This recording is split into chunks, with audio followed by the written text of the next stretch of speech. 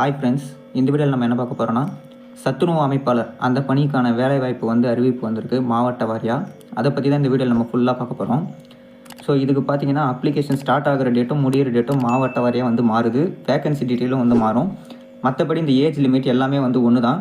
So இதுக்கான application மோடை பொறுத்த வரைக்கும் நீங்கள் ஆஃப்லைனில் தான் அப்ளை பண்ணணும். ஸோ அப்ளிகேஷன் ஃபார்மை ஃபில் பண்ணி போஸ்ட்டில் அனுப்புகிற மாதிரி இருக்கும். ஸோ இந்த வேலைவாய்ப்பை பொறுத்த வரைக்கும் முழுக்க பெண்கள் மட்டும்தான் விண்ணப்பிக்க முடியும். பார்த்துட்டு இருக்கிறது அரியலூர் மாவட்டத்துக்கானது. ஸோ இதே மாதிரி எல்லா மாவட்டத்துக்குமே தனித்தனி வெப்சைட் இருக்குது. ஸோ இவங்க என்ன பதவி ரெக்கமெண்ட் பண்ணுறாங்கன்னா எல்லா மாவட்டத்துலையுமே பார்த்தீங்கன்னா சமையலர் அந்த பதவி தான் ரெக்கமெண்ட் பண்ணுறாங்க. இதுக்கான எஜுகேஷன் அண்ட் குவாலிஃபிகேஷனை பொறுத்த வரைக்கும் நீங்கள் 10th பாஸ் ஆகிருக்கணும். ஏஜ் லிமிட்டை பொறுத்த வரைக்கும் எஸ்சி ஓசி கேண்டிடேட்ஸ் பார்த்தீங்கன்னா 21லேருந்து 40 வயசுக்குள்ளே இருக்கணும். எஸ்டி கேண்டிடேட்ஸ் பார்த்தீங்கன்னா 18லேருந்து 40 வயசுக்குள்ளே இருக்கணும். பர்சன் வித் டிசபிலிட்டி பார்த்தீங்கன்னா 20லேருந்து 40 வயசுக்குள்ளே இருக்கவங்க அப்ளை பண்ணிக்கலாம். இதுக்கான சேலரியை பொறுத்த வரைக்கும் 3000 ரூபாயிலிருந்து 9000 ரூபா வரைக்கும் தராங்க. செலெக்ஷன் ப்ராசஸை பொறுத்த வரைக்கும் உங்கள் அப்ளிகேஷனை ஷார்ட் லிஸ்ட் பண்ணுறாங்க. ஸோ அதுக்கப்புறமா இன்டர்வியூ வச்சு செலக்ட் பண்ணுறாங்க. லாஸ்ட் டேட்டை பொறுத்த வரைக்கும் அரியலூர் மாவட்டம் பார்த்தீங்கன்னா 29/4. ஸோ அந்த டேட் வரைக்கும் நீங்கள் அப்ளை பண்ணிக்கலாம். போஸ்ட் மூலயமா அந்த தேதிக்குள்ளே அங்கே போயிட்டுருக்கணும் அப்ளிகேஷன்.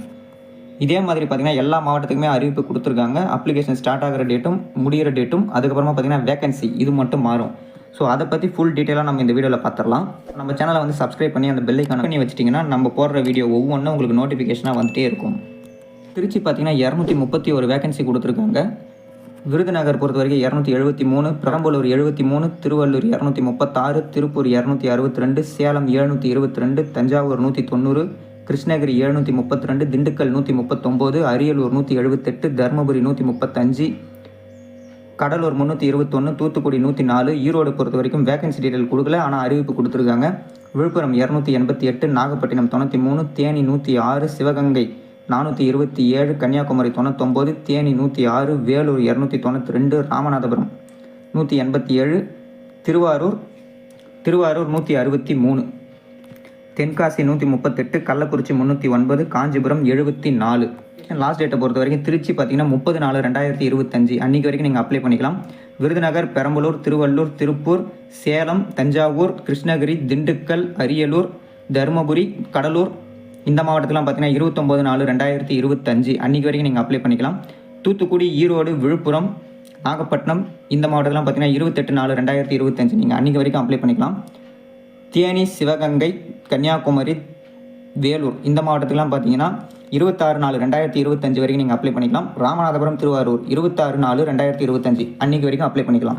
தென்காசியை பொறுத்த வரைக்கும் 25/4/2025 அன்றைக்கி வரைக்கும் நீங்கள் அப்ளை பண்ணிக்கலாம். கள்ளக்குறிச்சி 23/4/2025, காஞ்சிபுரம் 26/4/2025. ஸோ இது லாஸ்ட் டேட்டு. நீங்கள் ஃபில் பண்ணி அனுப்புகிற அப்ளிகேஷன் போஸ்ட்டில் இந்த தேதிக்குள்ளே அங்கே போயிட்டுருக்கணும். அப்போ தான் அவங்க அந்த அப்ளிகேஷன் அக்செப்ட் பண்ணுவாங்க. இதுக்கான அப்ளிகேஷன் ஃபார்மை பொறுத்த வரைக்கும் எல்லா மாவட்டத்துக்குமே தனித்தனியாக அந்தந்த வெப்சைட்டில் கொடுத்துருக்காங்க. நான் எப்படி ஃபில் பண்ணணுன்றதையும் நான் சொல்லிடுறேன். இதே மாதிரி எல்லா மாவட்டத்துக்குமே தனித்தனி அப்ளிகேஷன் ஃபார்ம் இருக்கும். நீங்கள் அதை தான் ஃபில் பண்ணி அனுப்புகிற மாதிரியும் இருக்கும். இது பார்த்தீங்கன்னா விருதுநகர் மாவட்டத்துக்கான அப்ளிகேஷன் ஃபார்மு. ஸோ மாவட்டம் என்ற இடத்துல நீங்கள் மாவட்டத்தை போட்டுருணும். ஊராட்சி, ஒன்றியம், மாநகராட்சி, நகராட்சி. ஸோ அதில் எதில் இருக்கீங்களோ நீங்கள் அதை போட்டுருணும். விண்ணப்பிக்கும் பள்ளின்னு போட்டு நீங்கள் அந்த நோட்டிஃபிகேஷனில் பார்த்தீங்கன்னா எங்கெங்கே வேக்கண்ட் இருக்குன்னு இருக்கும். அந்த வேக்கண்ட்டில் நீங்கள் எந்த பள்ளிக்கு விண்ணப்பிக்கிறீங்களோ அந்த பள்ளியோட பெயர் போட்டுருணும். அதுக்கப்புறமா பார்த்தீங்கன்னா உங்களுடைய ஃபோட்டோ ஒட்ட சொல்லியிருக்காங்க. ஃபோட்டோ ஒட்டிடணும். விண்ணப்பதாரரின் பெயர், உங்களுடைய பெயரை கரெக்டாக எழுதிடணும். தந்தை அல்லது கணவர் பெயர் அதை கொடுத்துடணும். கைபேசி எண் போட்டுருங்க. விண்ணப்பதாரரோட அட்ரஸ் கேட்டிருக்காங்க. ஸோ உங்களுடைய அட்ரஸ் உங்களுடைய ரேஷன் கார்டில் எப்படி இருக்கோ அந்த மாதிரி கொடுத்துருங்க. ஊராட்சி, ஒன்றியம், மாநகராட்சி, நகராட்சி பெயர் நீங்கள் இது 3 எதில் வசிக்கிறீங்களோ அது பேர் கொடுத்துருங்க. அப்புறம் பார்த்தீங்கன்னா கல்வி தகுதி கேட்டிருக்காங்க. நீங்கள் 10th பாஸ் பண்ணியிருக்கணும். அப்போ தான் அப்ளை பண்ண முடியும். உங்களுடைய டேட் ஆஃப் பர்த், வயசு அதை கொடுத்துருங்க.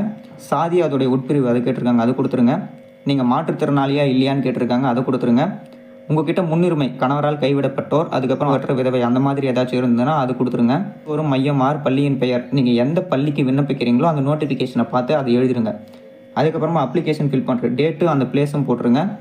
உங்களுடைய கையெழுத்து போட்டுருங்க.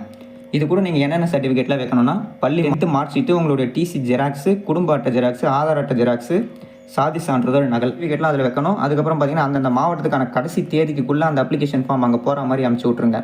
ஸோ இதே மாதிரியான பயனுள்ள தகவல், வேலைவாய்ப்பு தகவல் நீங்கள் தெரிஞ்சுக்கிட்டே இருக்கணும்னா நம்ம சேனலை சப்ஸ்கிரைப் பண்ணி அந்த பெல் ஐக்கானை ப்ரெஸ் பண்ணிட்டீங்கன்னா நம்ம சேனலில் போடுற எல்லா வீடியோவும் உங்களுக்கு வந்துக்கிட்டே இருக்கும். ஸோ நன்றி.